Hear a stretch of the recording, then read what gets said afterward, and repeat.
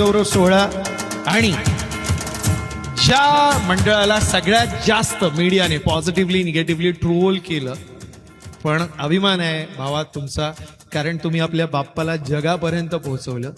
निंदकाचे घर असावे शेजारी, ज्या मंडळाने अधांतरी मूर्ती कुछ याद आया, अधांतरी मूर्ती निर्माण करून एक नवा विक्रम प्रस्थापित केला.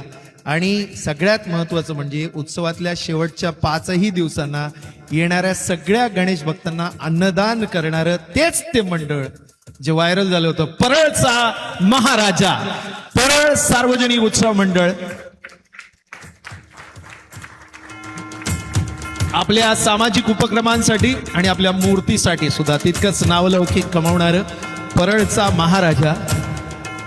वय वर्ष 83 फक्त या मंडळाचं, आणि त्यामुळे परळच्या या महाराजाचं जैन साहेब यांनी अभिनंदन करावं अशी मी त्यांना विनंती करतो. बोला गणपती बाप्पा मंगलमूर्ती. धन्यवाद आणि मनपूर्वक अभिनंदन. आणि मूर्तिकारांसाठी जरा जोरदार टाळ्या पुन्हा एकदा.